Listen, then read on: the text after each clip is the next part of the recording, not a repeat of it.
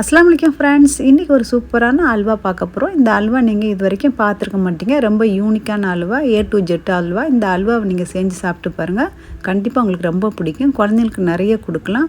A to Zயில் இருக்க எல்லா சத்துமே இதில் நிறைஞ்சி இருக்குது. கண்டிப்பாக இதை ட்ரை பண்ணுங்கள். வீடியோ ஸ்கிப் பண்ணாமல் கடைசி வரைக்கும் பாருங்கள். இப்போ செய்ய ஸ்டார்ட் பண்ணிடலாம்.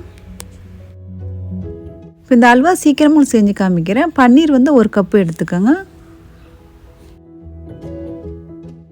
இப்போ இதுக்கு ஒரு மிக்ஸி ஜார் எடுத்துருக்கேன். இந்த மிக்ஸி ஜாரில் 1 கப்பு ஆப்பிள் தோலெல்லாம் நீக்கிட்டு எடுத்துக்கோங்க. இப்போ கேரட்டு ஸ்கின்னெல்லாம் ரிமூவ் பண்ணிவிட்டு 1 கப்பு எடுத்துக்கோங்க. சின்னதாக கட் பண்ணிக்கோங்க, மிக்ஸியில் அரைக்க ஈஸியாக இருக்கும். அதே மாதிரி 1/2 கப்பு பீட்ரூட்டு, அதே மாதிரி ஸ்கின்னெல்லாம் ரிமூவ் பண்ணிடுங்க. இப்போ 3மே எடுத்துட்டோம். இதை வந்து நல்லா அரைக்கிறதுக்கு ஒரு 1/2 கப்பு பால் ஊற்றி நல்லா மிக்ஸியில் அரைச்சி எடுத்துக்கலாம். நல்லா ஃபைனாக அரைச்சி எடுத்துக்கோங்க.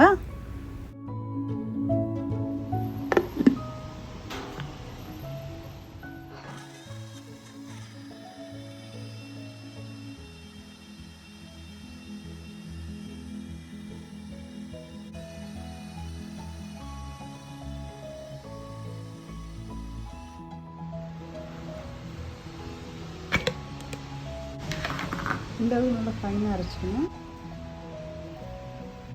இப்படி அரைச்சிக்கணும்.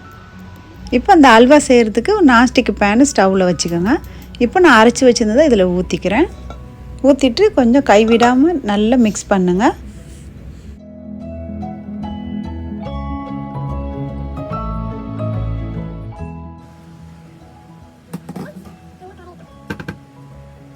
இப்போ இதே மிக்ஸி ஜாரில் நம்ம எடுத்து வச்சுருந்த பன்னீரை நல்லா ஃபைனாக அரைச்சி ரெடி பண்ணி வச்சுக்கோங்க. நம்ம இப்போ சேர்க்கக்கூடாது.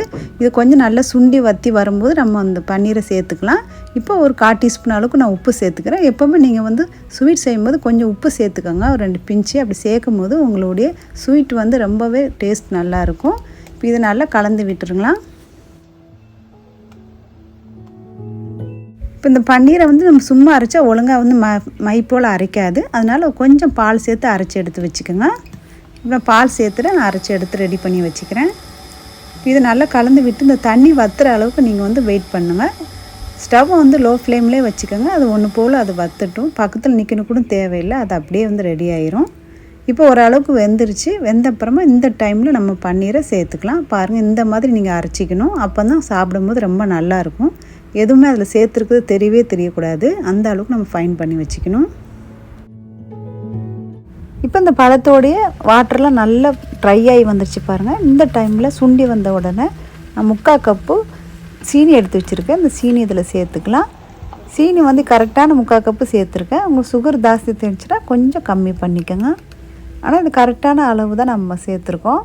இப்போ இதை நல்லா கலந்து விட்டுங்க. கலந்து விட்டோன்னா மறுபடியும் கொஞ்சம் லிக்விடாக வர மாதிரி இருக்கும். அது எல்லாமே வந்து வத்துற வரைக்கும் கொஞ்சம் வெயிட் பண்ணலாம். இப்போ பாருங்கள், இந்த மாதிரி நல்லா கொஞ்சம் சேர்ந்தாப்பில் வரும். அந்த டைமில் இப்போ நம்ம அரைச்சி வச்சுருந்த பன்னீர் இதில் சேர்த்து நல்லா கலந்து விட்டுக்கலாம்.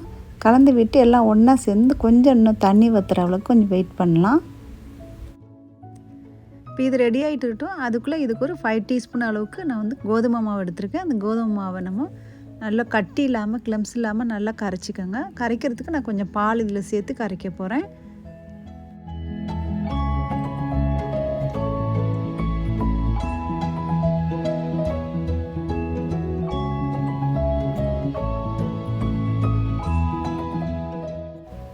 இப்போ நம்ம கரைச்சி வச்சுருந்தா மாவை இதில் சேர்த்து நல்லா மிக்ஸ் பண்ணிக்கோங்க. மிக்ஸ் பண்ணது கொஞ்சம் நல்லா வெந்து வரும்போது இதில் ஒரு 3 ஸ்பூன் பட்ரு சேர்த்துக்கோங்க.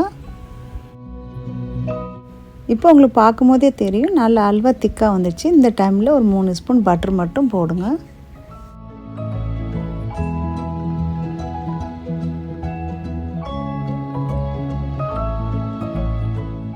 இப்போ பட்டர் சேர்த்த பிறமா ஒரே ஒரு நிமிஷம் நல்லா கலந்து விட்டுட்டு மறுபடியும் ஒரு 3 டீஸ்பூனு நெய் எடுத்துருக்கேன்.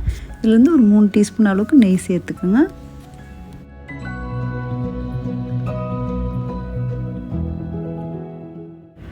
இப்போ நம்மளுடைய அல்வா ரெடி ஆயிடுச்சு. இதுக்கப்புறமா 2 பொருள் சேர்க்க போகிறோம். பிஸ்தா வந்து நீட்டமாக கட் பண்ணி வச்சுருக்கேன். நீங்கள் வேணுன்னா வேறு நட்ஸ் கூட நீங்கள் இதில் சேர்த்துக்கலாம். இதுக்கப்புறமா நம்ம கொஞ்சம் காடமன் பவுடர் சேர்க்கணும். இப்போ காடமன் பவுடர் சேர்த்தப்புறமா நல்லா மிக்ஸ் பண்ணிவிட்டு ஸ்டவ் ஆஃப் பண்ணிடுங்க. ஆஃப் பண்ணிவிட்டு இது நல்லா ஆற விட்டு ஒரு பாக்ஸில் நீங்கள் ஊற்றி வச்சுக்கலாம். இப்போ எப்படி அல்வா ரெடி ஆகிட்டு நீங்கள் பார்க்குறதுக்கு இந்த மாதிரி நீங்கள் பார்த்தீங்கன்னா கரண்டியில் ஒட்டாது. சட்டிலேருந்து அப்படியே வந்து வலிக்கிட்டு வரும் அப்படின்னா ரெடி ஆயிடுச்சுன்னு அர்த்தம். உங்களுக்கு வந்து கண்டிப்பாக இந்த ஸ்டேஜ் வரும்போது தெரிஞ்சிடும். இப்போ இன்னொரு பாக்ஸில் கொஞ்சம் நட்ஸு போட்டுட்டு இப்போ நம்ம எடுத்து வச்சுருந்த அல்வாவை இதில் ஊற்றிக்கங்க.